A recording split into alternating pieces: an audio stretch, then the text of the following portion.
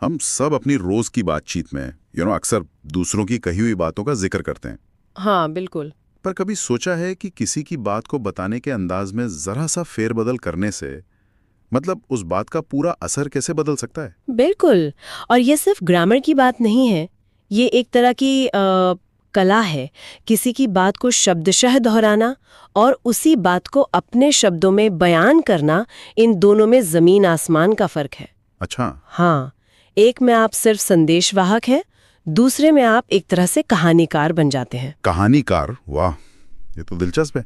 तो आज इसी पर थोड़ी गहराई से बात करते हैं, समझते हैं कि ये दो तरीके हैं क्या और एक से दूसरे पर जाने में बात के मायने कैसे बदल जाते हैं। जरूर, चलिए इसे एक आम से उदाहरण से समझते हैं। मान लीजिए आपका कोई दोस्त है राम, वो कहता है मैं पढ़ रहा हूँ। ठीक है। यह है डायरेक्ट स्पीच, इसमें कोई मिलावट नहीं, कोई बदलाव नहीं। आपने राम के शब्दों को, वो जो इन्वर्टेड कॉमा होते हैं ना, हाँ हाँ, कोटेशन मार्क्स, बिल्कुल उनमें बंद करके पेश कर दिया। इसकी जो ताकत है वो इसकी सच्चाई में है। सही बात है। ये सुनने में ऐसा लगता है जैसे राम खुद ही बोल रहा हो। एक तरह से आप सबूत दे रहे हैं कि ये मेरे शब्द नहीं, उसी के हैं। बिल्कुल सही। अब इसी को दूसरे तरीके से देखते हैं, जिसे हम इनडायरेक्ट स्पीच कहते हैं। इसमें आप कहेंगे राम कहता है कि वो पढ़ रहा है। अब यहाँ से वो इन्वर्टेड कॉमास गायब हो गए। अब ये आपकी जुबानी है, आपने राम की बात का सार बताया है, पर शब्द आपके हैं। और यहीं पर चीजें थोड़ी पेचीदा होने लगती हैं ना, मतलब खासकर जब बात बीते हुए कल की हो। लोग अक्सर उलझ जाते हैं कि भाई विल का वुड क्यों हो गया, हाँ, या टुडे को दैट डे क्यों कहना पड़ा। हाँ, और इसकी वजह कोई रटने वाला नियम नहीं, बल्कि नजरिए का बदलाव है। सोचिए अगर राम ने कहा था आई विल गो टुमारो, ठीक है, तो जब आप आज किसी को ये बात बताएंगे तो राम का कल तो आपका आज बन चुका है। हाँ। और उसका भविष्य का वादा वो अब एक अतीत का वादा है। ओह अच्छा, तो ये बस समय के साथ तालमेल बिठाने की बात है। इसलिए हम कहते हैं he said that he would go the next day. हम बस कहानी को सुनने वाले के हिसाब से अपडेट कर रहे हैं। एकदम सही पकड़ा। ये सिर्फ समय का बदलाव नहीं, ये पूरे कॉन्टेक्स्ट मतलब संदर्भ का बदलाव है। जो प्रोनाउन है वो भी इसीलिए बदलते हैं। जैसे मैं का वो हो जाना। हाँ, जब राम बोल रहा था तो वो अपने लिए मैं यानी आई कहेगा, पर जब आप उसकी बात बता रहे हैं तो आपके लिए तो वो यानी ही है। इसी तरह मेरा का उसका हो जाता है।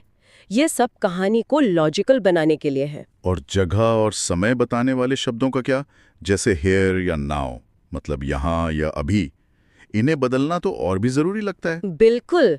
अगर कोई फोन पे कहे कम हियर नाउ और आप ये बात 2 दिन बाद किसी और शहर में बताएंगे, तो he told me to come here now कहने का कोई मतलब ही नहीं निकलेगा। कोई मतलब नहीं। हाँ, आपको कहना ही पड़ेगा he told me to go there then. मतलब आप सुनने वाले को उस पल और उस जगह पर ले जा रहे हैं जहां वो बात कही गई थी। ये तो हुई सीधी सादी बातों की बात। लेकिन अगर किसी ने कोई सवाल पूछा हो या कोई हुक्म दिया हो, तो कहानी सुनाने का अंदाज कैसे बदलता है। जैसे मैनेजर ने कहा दरवाजा बंद करो, वहां भी हम बात का सार ही पकड़ते हैं। आप ये नहीं कहेंगे कि मैनेजर ने कहा कि दरवाजा बंद करो। ये सुनने में थोड़ा अजीब लगता है ना। हाँ, थोड़ा अटपटा है।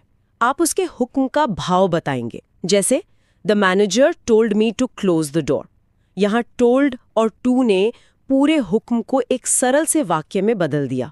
अच्छा, और सवालों के लिए अगर किसी ने पूछा क्या तुम आओगे, तो आप उसकी जिज्ञासा को रिपोर्ट करते हैं। आप सवाल नहीं पूछते, आप ये बताते हैं कि सवाल पूछा गया था। जैसे he asked if I would come. अच्छा, देखिए सवाल का अंदाज चला गया।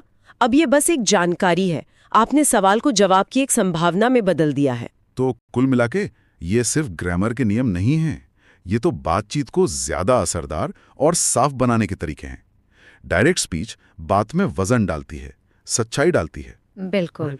और इनडायरेक्ट स्पीच हमें कहानी को आगे बढ़ाने और उसे अपने हिसाब से ढालने की आजादी देती है। बिल्कुल। और अगली बार जब आप किसी की बात किसी और को बताएं, तो एक पल के लिए रुककर सोचिएगा, आप डायरेक्ट तरीका क्यों इस्तेमाल कर रहे हैं। क्या आप उस बात की पूरी जिम्मेदारी उसी व्यक्ति पर डालना चाहते हैं, या आप इनडायरेक्ट तरीका अपना रहे हैं। क्या आप बात को थोड़ा नर्म बना रहे हैं, या शायद अपने मतलब के हिसाब से थोड़ा बदल रहे हैं। ये छोटा सा चुनाव आपकी बातचीत के पूरे मायने बदल सकता है।